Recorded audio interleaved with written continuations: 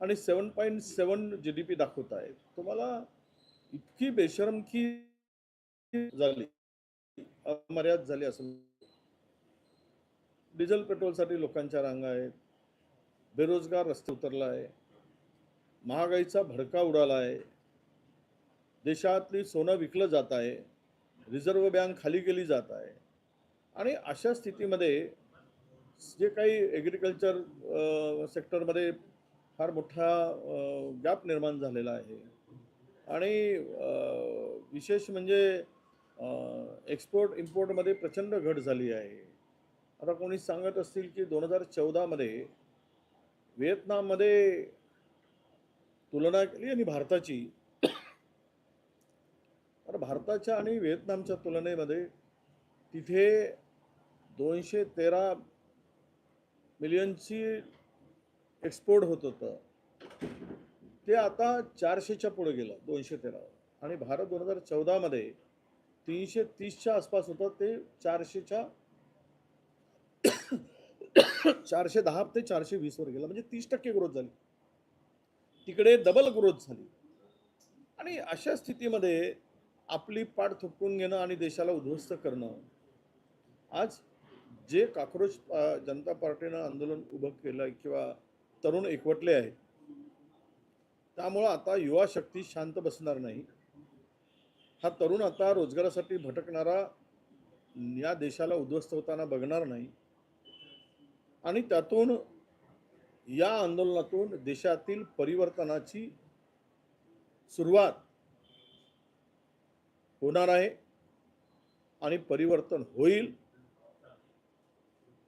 त्याची सुरुवात या आंदोलनातून झालेली आहे आणि या सरकारला जावं लागेल, अशी परिस्थिती निर्माण होईल. भारतात दाखल होताना अभिजित दिपके म्हणाले, मी माझा भवितव्य संविधानाच्या हाती सोपवतो आहे. भारतात येताना त्यांना कारवाईची, अटकेची भीती वाटत असावी असं असेल. भीती काय, शेवट हे तर जी प्रवृत्ती आहे देशाच्या खुर्चीवर बसलेली, ही काही महात्मा गांधींच्या विचाराची आहेत काय? ही तर हिटलरच्याच विचाराची आहे. त्यात काय लपून राहिलं आहे काय? काय छपून राहिलं आहे काय? त्यामुळे एखादा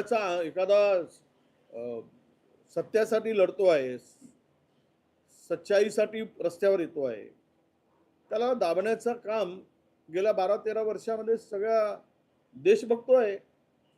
सरकार विरुद्ध जो बोलला, अरे ज्या वेळेस CBSEच्या 17 वर्षाच्या पोरांना ही सोडत नाही, ज्यामध्ये CBSE मध्ये त्या पोरांची भूमिका त्यांनी मांडली की जो पेपर तपासला गेला त्यात रायटिंग त्याची नव्हती, अशा 3 मुलांना हे पाकिस्तानी, त्याने देशद्रोही, 17 वर्षाच्या पोराला सोडत नाहीत, असे अंधभक्त या देशात निर्माण झालेत.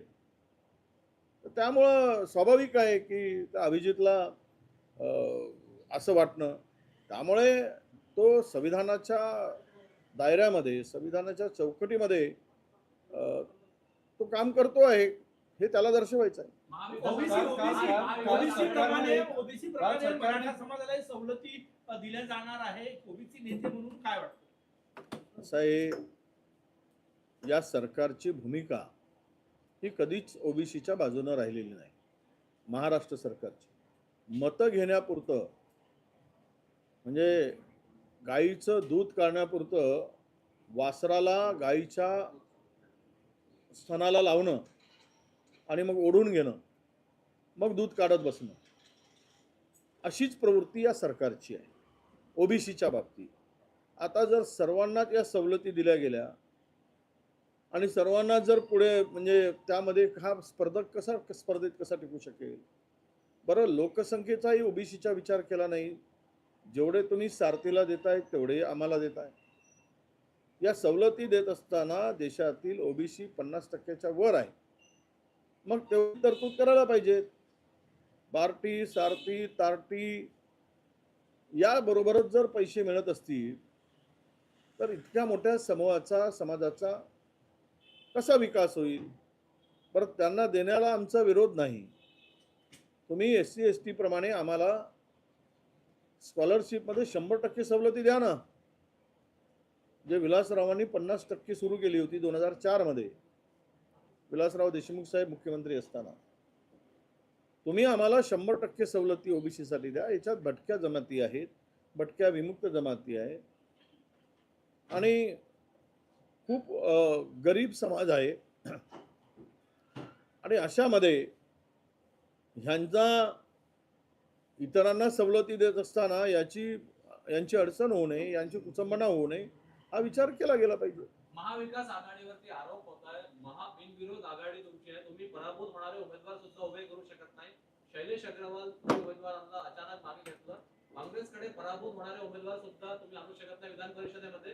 थेट उत्तर काय, तुमचं भूमिका काय? भंडाऱ्यामध्ये नाना पटोले इतकी दिग्गज नेते नाही, असताना याचा तिचे उत्तर- उमेदवार दोन्ही मतदारसंघात काँग्रेसचा पराभूत उमेदवाराला होणारे माघार उमेदवार घ्यावी करू शकले नाही विधान परिषदेमध्ये. असा हे विकत घेणारा हा बाजार मानला आहे राजकारणाचा. राजकारणाचा बाजार झाला आहे. रस्त्यावर बसून वाटेल ते घेता येतं, वाटेल ते खरेदी करता येतं असा समज नाही, अशी खात्रीच भारतीय जनता पक्षाला झाली आहे. म्हणून प्रचंड भ्रष्टाचार करून पैसे गोळा केले, सगळे रेकॉर्ड मोडले गेलेत भ्रष्टाचाराचे. हा देश विकला गेला. जो देश नाही विकणे दूंगा म्हणणारे देश विकला, देश विकून खाला. हे पैसे आले कुठून? जर हे उमेदवार विकले गेले तर कारवाई दोघांवरही व्हायला पाहिजे, घेणाऱ्यावरून आणि देणाऱ्यावरून.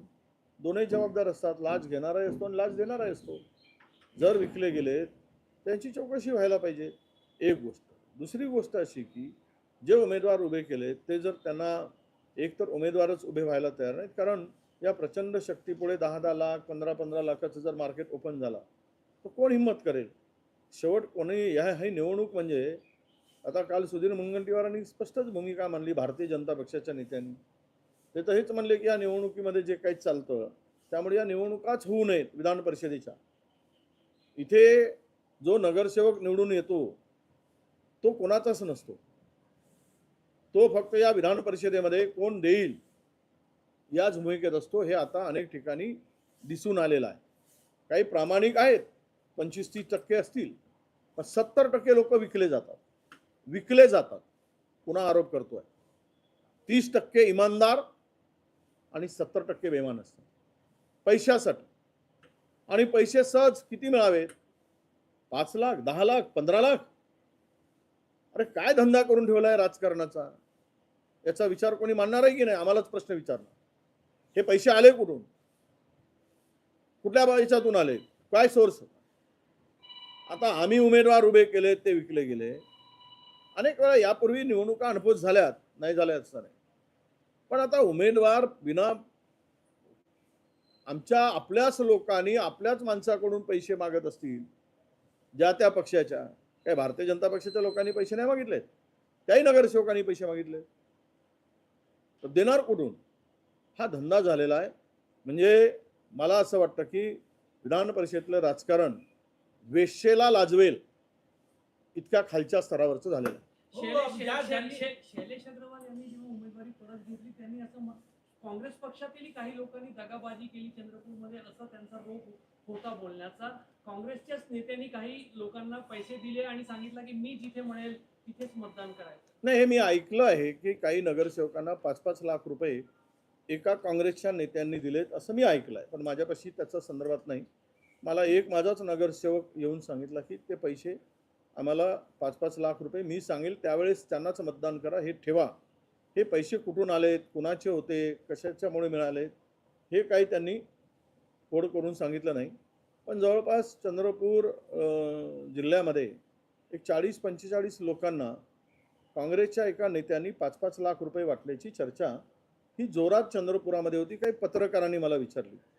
मला काही त्या संदर्भातले माझ्याकडे पुरावे नाहीत, त्यामुळे ही चर्चा आली कुठून आणि झाली कुठून हे मला सांगणं उचित होणार नाही. शैलेश अग्रवालवर जेव्हा कारवाई होते की त्यांनी माघारी घेतली, मग हा जो नेता जो कोणी असेल ज्यांनी पैसे वाटले त्यांच्यावरही पक्षाने कारवाई करायला हवी. आता शैलेश अग्रवालकडे जर काही माहिती असेल उमेदवाराकडे तर त्यांनी ती हायकमांडकडे द्यावी, वरिष्ठांच्याकडे आमच्या, की हे पैसे असे असे वाटले गेलेत आणि इथून पैसे आलेत, अमुक अमुक नेत्यांनी पैसे वाटलेत.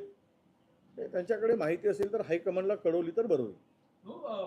शैलेश अग्रवाल तुम्ही म्हटले की जे उमेदवार आहेत ते विकले गेलेले आहे. दोन्ही भंडारा आणि चंद्रपूरचे दोन्ही उमेदवार विड्रॉ केलं त्यांनी, ते विकले गेले असं वाटतंय का तुम्हाला? नाही, आता माझ्याकडे काय त्यांनी दिलेले पैशाची माहिती आहे?